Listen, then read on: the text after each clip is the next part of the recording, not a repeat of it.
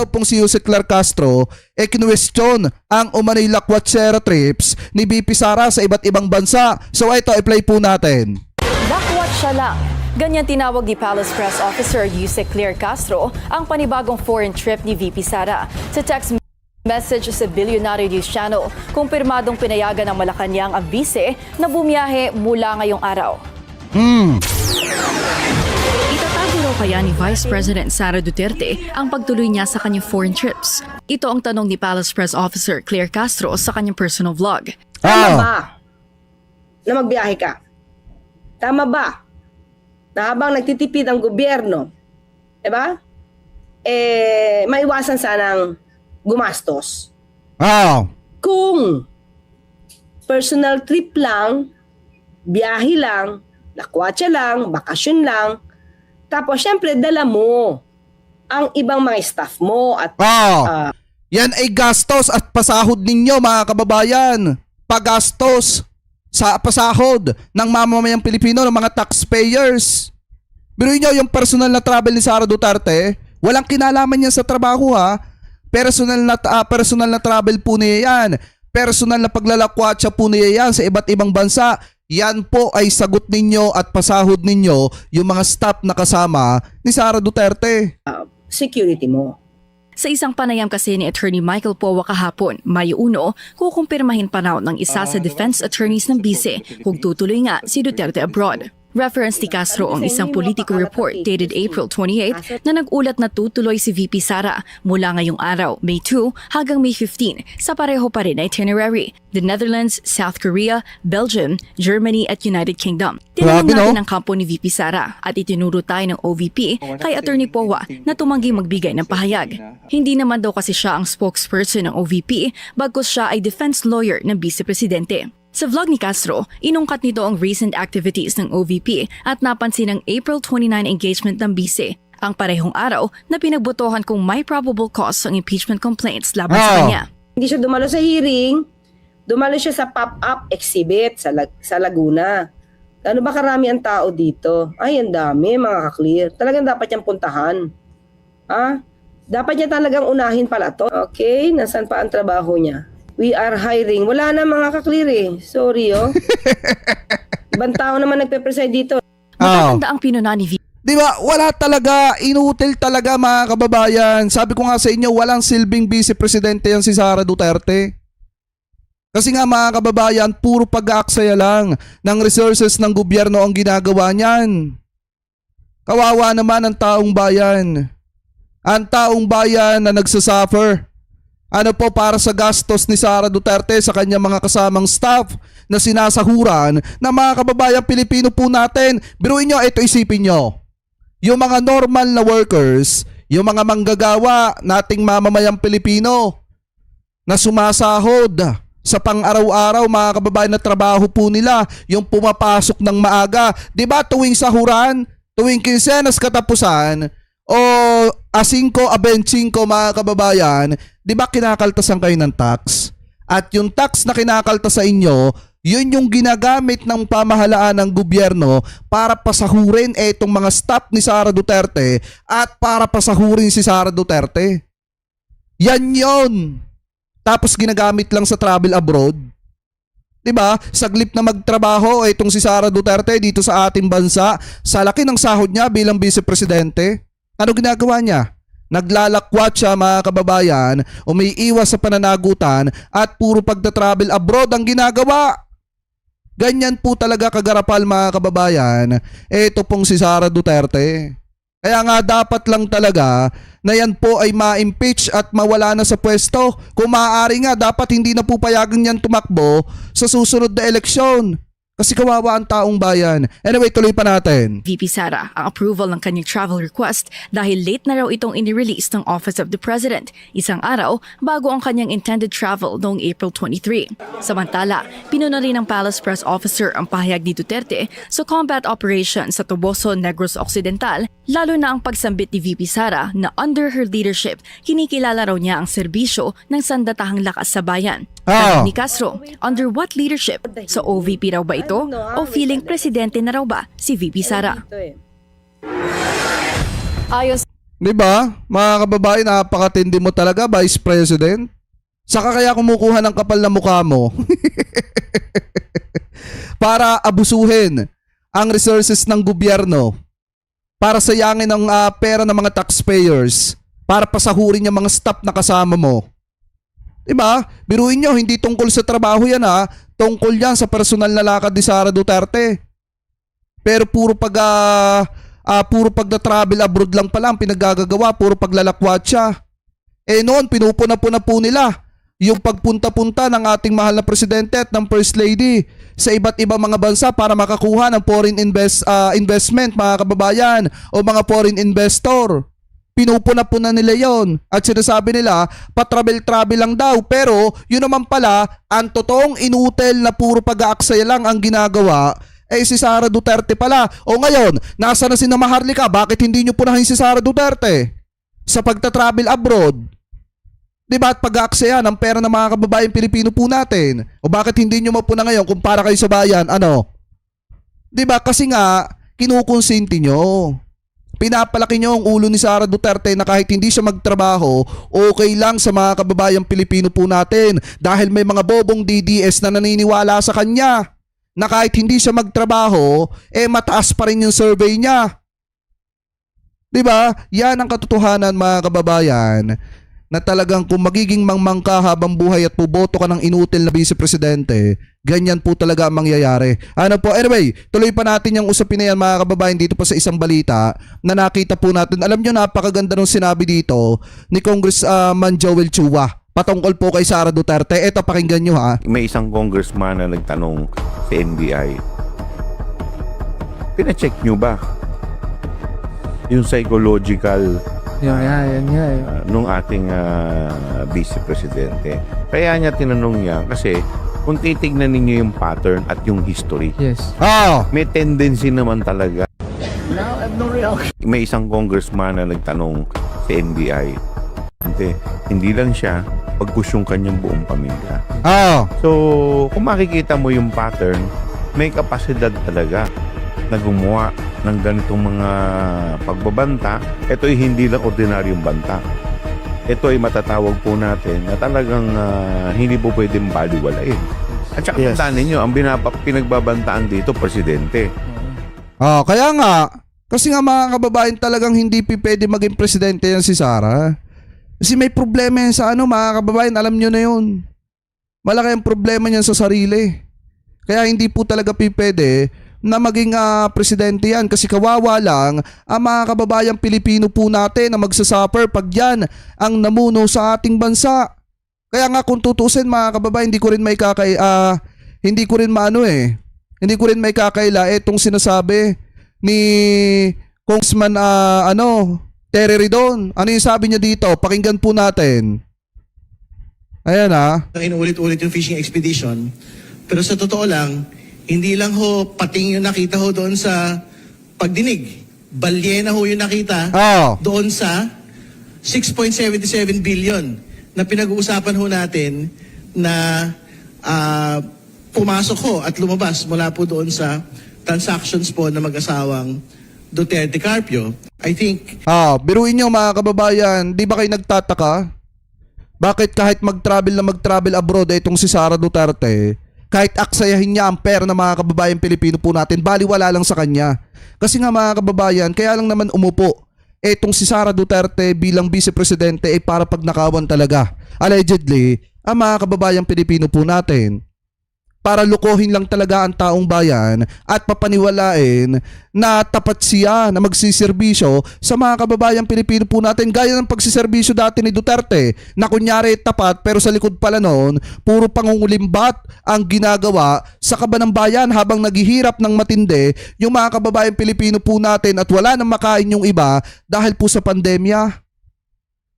Biruin nyo kung gaano katindi, kung gaano kalupit yung pang-uto na ginagawa nila, yung pantatanga na ginagawa nila sa mga kababayang Pilipino po natin. Talagang lantaran na ginagawang uto-uto ang taong bayan.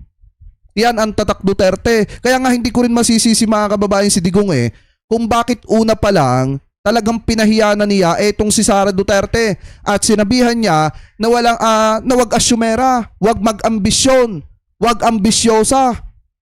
'Di ba? Eto, pakinggan nyo. Siguro ito yung dahilan kung bakit nagtampo ng matindi etong si Sara Duterte dito kay Digong at kung bakit niya tinraidor etong si Duterte na naging dahilan ng pagkakaaresto ni Digong, mga kababayan, noong 2025. Eto, pakinggan po natin. Kung si Inday nakikinig, salamat ka na lang sa Diyos na ang tatay mo naging presidente, ikaw naging vice-president. Bihirang-bihira yan ibigay sa isang pamilya. Bihirang-bihira yan sa ganun. Hindi lahat ng pamilya sa Pilipinas yan. Pasalamat na lang tayo. No, as fast as you can get out of politics. Maghanap buhay ka ng negosyo, basta mabuhay ka lang mapayapa. Umalis ka na dyan sa politika. Huwag kang mag-ambisyon na dahil vice president ka na. So siguro alam din kasi, mga kababayan, ni Digong na hindi magiging mabuting leader yung kanyang anak. Alam ni Duterte yan na hindi magiging mabuting leader itong si Sara Duterte. Ayun nga, sinabihan niya daw si Sara, huwag ka nang mag-ambisyon na maging presidente ka pa. Sapat na sa iyo naging vice-presidente ka. Dapat marunong ka na makontento dyan. And then after mo dyan, umalis ka na sa politics, magnegosyo ka na lang, at tupagin mo na lang yung business mo, basta nabubuhay ka ng maayos, okay na yon. Diba? So siguro yan yung mga dahilan kung bakit, mga kababayan, ipinahamak ni Sara Duterte yung kanyang tatay. Island the mayor, si ginaipit og Allegedly. maayo si Inday karon to the point nga mga ginapaitahan yung nagbikil para ma-impeach, no? O say, yung naa kay reminder o pahimangno sa mga congressman nga gapaningkamot o gaduot sa iya o sa ibuhang reminder. Ikaw kay lamang ka ni Inday. Wala. Si Inday pumasok ng politika. You have to navigate yourself in the sea of politics. Hindi ko maturuan si Inday. Pati si Inday, hindi po pagsabihan. Hindi na nakikinig sa akin yan. Yan ang anak ko na hindi nakikinig sa akin. Nako! Ayaw akong kausapin eh. So, ano na siya dyan? Kampi sa nanay niya.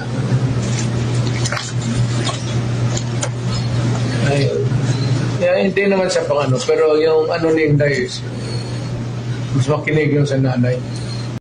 Ayan, mga kababayan, na alam nyo ba yung masakit na katotohanan? Ready na ba yung tayo ng mga D-Day shit? Alam nyo yung masakit na katotohanan kung bakit nakulong si Duterte sa dahig? Dahil ipinahamak siya ng isa sa mga anak niya. At siguro, mga kababayan, di natin alam, allegedly, na baka si Sara Duterte yon. Kasi nga hindi siya nakikinig sa kanyang tatay. Binabaliwala niya yung kanyang ama. O paano ka magiging magaling na leader kung hindi ka marunong makinig sa magulang mo? Di ba may kasabihan nga tayo, mga kababayan, na bago ka maging magaling na magulang, dapat marunong ka muna maging mabuting anak. Ayun pala, sorry. Dapat, bago ka maging mabuting magulang, dapat maging mabuting anak ka muna. Dapat ganon, mga kababayan, kasi hindi ka magiging mabuting magulang kung hindi ka magiging mabuting anak.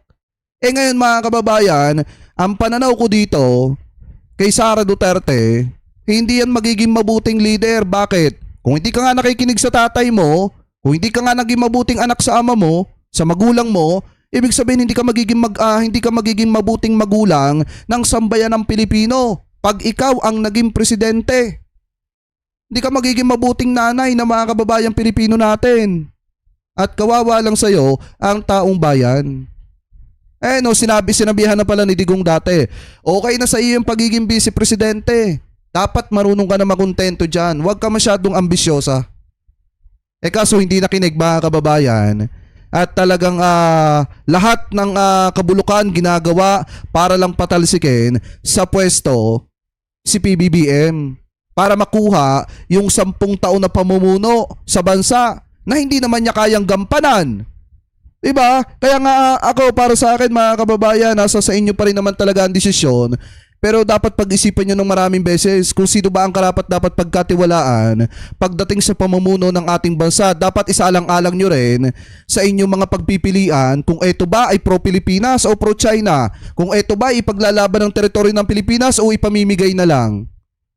'Di ba? At kung eto ba mga kababayan hindi sunod-sunuran sa sinasabi ng China o marunong kumontra kapag kamali na ang sinasabi ng China, yan ang malimit mga kababayan dapat isaalang-alang natin. At mas lalo na, dapat kung pipili kayo ng politiko na iluluklok bilang presidente, vice-presidente, dapat yung may napatunayan na.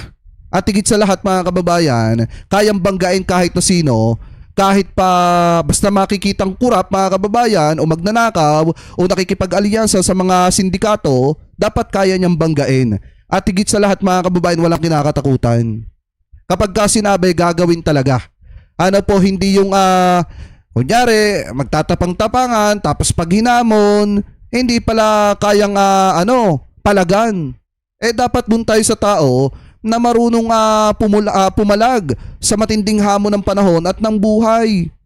Di po ba? Kaya nga para sa akin mga kababayan, pag-isipan nyo pa rin ng maraming beses kung susuportahan nyo ba yung isang kandidato mga kababayan na nagtatangkang mamuno ng mahabang panahon sa ating bansa pero wala namang ginagawang trabaho na masasabing pwede niya maging ticket para suportahan siya at ipanalo ng sambayan ng Pilipino. Kasi pag kay Sara Duterte tayo sumugal, kawawa ang mamamayang Pilipino. Bakit? Kung hindi niya kaya maging mabuting anak, ibig sabihin, hindi niya kaya maging mabuting magulang. Tandaan niyo po yan. Ano po, so ngayon, mga kababayan, speaking of pagiging mabuting magulang ng bansang Pilipinas, kita nyo, tama itong sinasabi mga kababayan ng ADB. Ano po dito sa kanilang ADB report na kung saan ito daw pong Pilipinas, sabi nga dito, Philippines leads region in oil shock policy action mga kababayan. Ibig sabihin, ang Pilipinas ang isa sa naging handa dito po sa hamon ng krisis ng petrolyo dito po sa ating bansa. Bakit ko po nasabi? Kasi biruin nyo ha, sabi dito, basahin po natin. Ganito kapag ka maayos at matino ang leader, hindi puro salita, kundi may konkretong aksyon. Makikita natin ito sa totoong nangyari. Tuloy-tuloy ang pagbaba ng diesel, may mga libreng sakay, at may mga patakarang walang toll para sa mga produktong agrikultura dahil dito napipigilan ang labis na pagtaas ng presyo ng pagkain. Ayon sa ulat ng Asian Development Bank or etong ADB, isa ang Pilipinas sa pinakaaktibong bansa sa rehiyon pagdating sa pagtugon sa oil shock mga kababayan or dito sa krisis na pinagdadaanan po natin pagdating sa petrolyo. Sabi pa dito, sa gitna ng krisis dulot ng Middle East conflict, tumaas ng malaki ang presyo ng langis, umabot halos umabot sa halos 120% ang diesel at halos 60% ang gasolina mula Pebrero hanggang Abril. Isa ito sa mga pinakamataas na rehiyon. Sabi pa dito, pero sa kabila nito, agad na kumilos ang pamahalaan. 7 sa 8 pangunahing policy responses sa Asia Pacific ay ipinatupad. May state of National Energy Emergency para sa mas mabilis na aksyon. May mga programang direktang tumutulong sa mamamayan. Ipinapakita lang na kapag may maayos na pamumuno, may direksyon, may diskarte, at higit sa lahat, may resulta mga kababayan. At dahil po yan sa maayos na pamumuno ng ating mahal na presidente. O yan dapat mga kababayan kasi alam naman talaga natin na kapag ikaw ay mabuting tao, talagang pumapabor sa'yo ang panahon mga kababayan at ganyan yung nangyayari kay PBBM. Kaya wag po nating sisihin kung bakit ang ating mahal na presidente sobrang workaholic pagdating sa pangangailangan na mga kababayang Pilipino po natin. Unlike kay Sara Duterte na walang ibang ginawa, walang ibang inisip kung hindi magpasarap, mag-travel, magbuhay dalaga sa ibang bansa. Ano po? So kayo, mga kababayan, kung kayo po ang tatanungin, ano po ang masasabi ninyo hingil po dito sa mga topic na ito na tinalakay po natin? Ano po ang comment at opinion po ninyo hingil po dito sa mga issue na ito na pinag-usapan po natin? So comment below na lamang po kung ano po masasabi nyo hingil po dito.